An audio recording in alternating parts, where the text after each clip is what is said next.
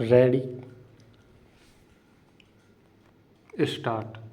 भाइयों और बहनों, आज हम स्वाधीन हैं, लेकिन हमें यह स्वतंत्रता क्यों मिली? इसलिए कि कई पीढ़ियों तक भारतवासियों ने यह तय किया कि स्वतंत्रता दुनिया की हर चीज़ से ऊपर है। उन दिनों स्वतंत्रता शिक्षा, बेहतर रहन-सहन और पारिवारिक जीवन, यहाँ तक कि अपने जीवन से भी ऊपर मानी जाती थी। हमारे उन पूर्वजों के ऐसे विचारों के कारण ही हम आज स्वतंत्र हैं। यही हमारी समस्या है। क्या हम आने वाले कल के लिए कुछ करना चाहते हैं? ऐसा करना हमारे लिए कष्टप्रद हो सकता है, लेकिन फिर यह हमारे दृष्टिकोण पर निर्भर करता है।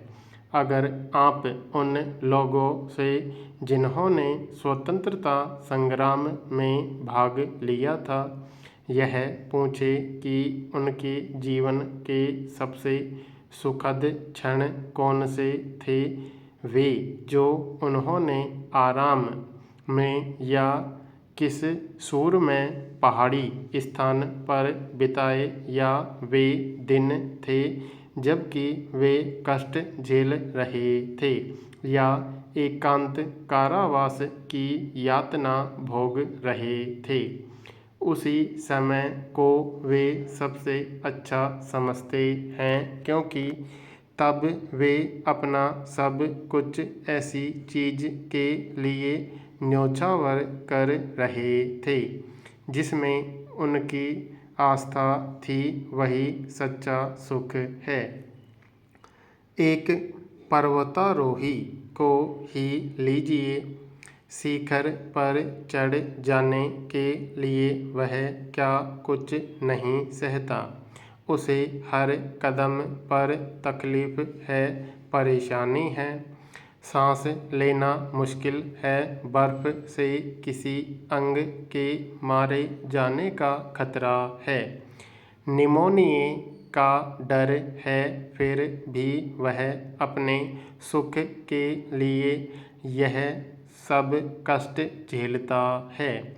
न तो इसके लिए उसे वेतन मिलता है और न ही उसे ऐसा करने के लिए विवश किया जाता है। उसे इससे आनंद मिलता है क्योंकि इसे करने में उसका शरीर और मस्तिष्क पूरी तरह से लगा हुआ है। लेकिन हर व्यक्ति को पर्वतारोहण से ही सुख मिले ऐसा नहीं है। फिर भी चाहे हम छोटे कार्य ही क्यों न कर रहे हों, हमें उसे सच्चे दिल से करना चाहिए और हमारी बराबर यह कोशिश होनी चाहिए कि हम दूसरे लोगों और सर्वहित के लिए अधिक से अधिक कार्य करें। मेरे पिता कहा करते थे कि स्वतंत्रता संघर्ष के दिनों में भारतवर्ष के ऊंचा उठने का कारण यह था कि उस समय बहुत से लोग अपने से कहीं ऊंचे हित को प्राप्त करने के लिए लगे हुए थे, और क्योंकि वे इस बड़े कार्य में लगे हुए थे, वे आम साधारण लोग एकदम महान हो गए।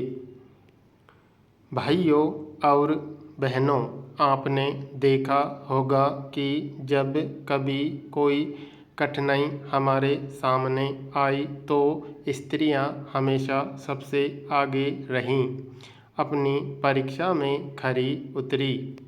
उन्होंने देश या समाज के लिए बड़ी बड़ी कुर्बानियाँ की। आज भी मैं सोचती हूँ कि देश को स्त्रियों से इस पहल की अपेक्षा है।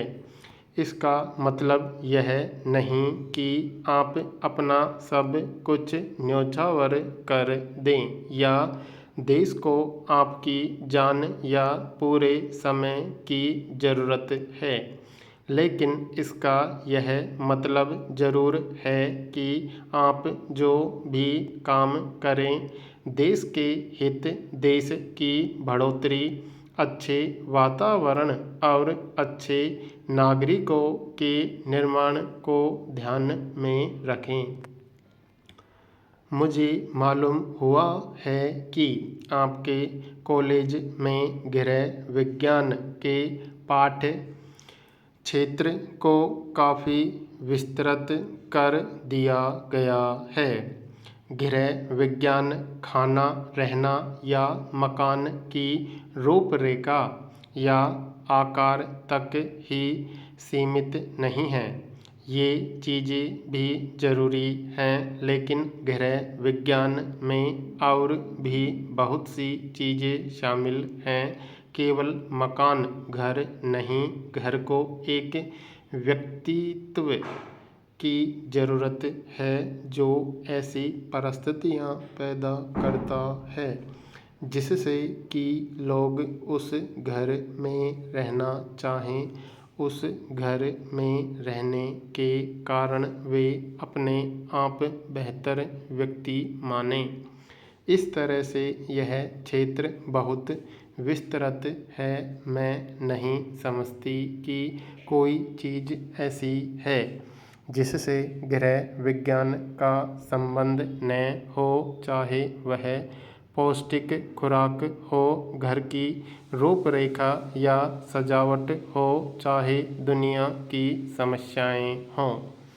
अगर एक माँ को यह नहीं पता है कि देश विदेश में क्या हो रहा है तो वह एक सुदृढ़ नारी नहीं है और इस कारण अपने घर को भी सुरुचिपूर्ण नहीं बना सकती। अतः गृह विज्ञान पूरे विश्व से ही संबद्ध है। मैं जानती हूँ कि आप यह सब अपनी शिक्षा में सम्मिलित नहीं कर सकते। ऐसी आपसे अपेक्षा भी नहीं की जा सकती। लेकिन जहाँ तक आपका कोष वित्तीय साधन और समय साथ दे और अध्यापक आपको अनुमति दें, आप इन बातों को अपनाने की कोशिश करें। हमें यह कभी भी नहीं सोचना चाहिए कि घर एक तंग जगह है। एक अंग्रेज दार्शनिक ने यह सुनकर आश्चर्य प्रकट किया था कि घर को नीरस जगह माना जाता है। उनका कहना है कि केवल घर ही एक जगह है जहां मैं जो चाहे कर सकती हूं, तो वह नीरस कैसे हो गया।